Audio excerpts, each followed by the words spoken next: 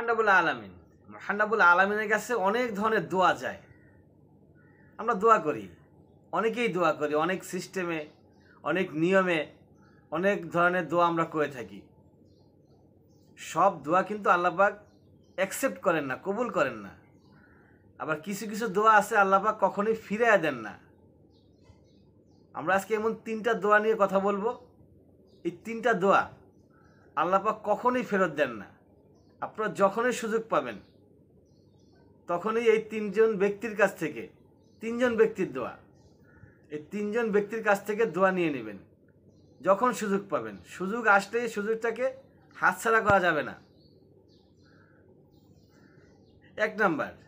Number one হচ্ছে পিতামাতা,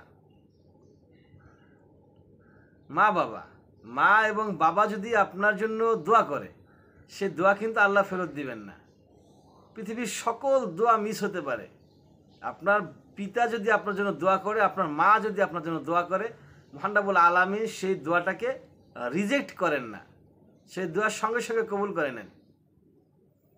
অতএব হর হামেশা চেষ্টা করতে হবে, যাদের পিতামাতা এখনো জীবিত আছে শুকরিয়া আদায় করুন, আলহামদুলিল্লাহ শুকরিয়া আদায় করুন। এবং যখনই পিতামাতাকে পাবেন তাদের কাছ থেকে দোয়া নেওয়ার চেষ্টা করবেন। দুই নাম্বার হচ্ছে মুসাফিরদের দোয়া। যারা সফরে আছেন, ভ্রমণ করতেছেন, এক অঞ্চল থেকে আরেক অঞ্চলে গেছেন, মুসাফির, এদেরকে মুসাফির বলা হয়। ভ্রমণে আছেন, যারা সফরে আছেন, এই সফররত ব্যক্তি যদি ইমানদার হয়, মুমিন হয়, মুসলমান হয়, তাহলে সেই ব্যক্তির দোয়া আল্লাহ পাক ফেরত দেন না।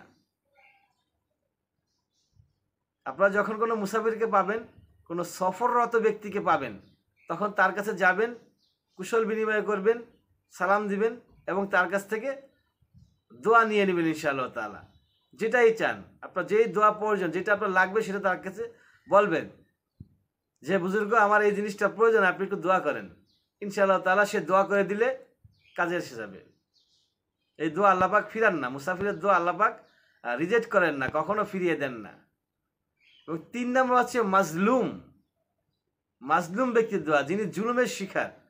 সমাজের ভিতরে, আমাদের সমাজে অনেক লোক আছে এরকম মাজলুম, মানে তার উপরে জুলুম করা হয়েছে, তার উপরে অন্যায় করা হয়েছে, অবিচার করা হয়েছে।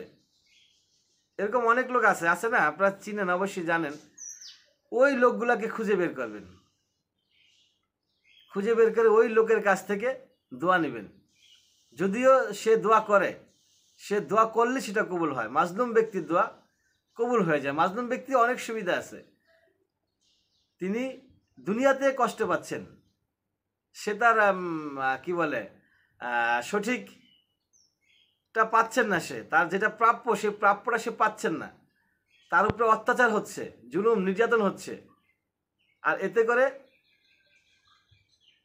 তার দোয়াগুলো আল্লাহ পাক কবুল করে নিচ্ছেন। এবং কিয়ামতের ময়দানে, মৃত্যুর পরে, তার উপরে যে জুলুম করলো, যে অত্যাচার করলো, কিয়ামতের ময়দানে মহান আলামিন তার পক্ষ হয়ে মামলা নেবেন। আপনি কোনো একটা কাজ করলেন, আপনার সাথে জুলুম করা হইল, জুলুম করে আপনার পারিশ্রমিক দেওয়া হইল না, আপনাকে ঠকানো হইল, আপনাকে বিদায় করে দেওয়া হইল। এই ধরনের অহরহ আমাদের দেশে আছে, আমরা এরকমটা জানি। এই লোকগুলার বিপদ স্বয়ং আল্লাহ ঘটাবেন। মৃত্যুর পরে এদের বিরুদ্ধে মহান আলামিন নিজে মামলা করবেন এবং নিজে বিচার করবেন, নিজে রায় দিবেন। তাহলে বুঝতে পারতেছেন তাদের অবস্থা কি। তাহলে যারা জুলুমের ভিতরে আছেন, জালিমদের অবস্থা মহান আলামিন দেখে নেবেন। আর যারা মাজলুম, তাদের দোয়া আল্লাহ পাক সর্বদাই গ্রহণ করে থাকেন, তাদেরকে আল্লাহ পাক ভালোবাসেন। তাহলে এই 3 ধরনের ব্যক্তি, মুসাফির, মাজলুম এবং বাবা মা, এই 3 ধরনের ব্যক্তিকে আমরা যখনই পাবো তখনই তাদের কাছ থেকে দোয়া নিয়ে নিব। সেই দোয়া সঙ্গে সঙ্গে কবুল হয়ে যাবে ইনশাআল্লাহ তাআলা। ও আখির দাওয়ানা আলহামদুলিল্লাহি রাব্বিল আলামিন।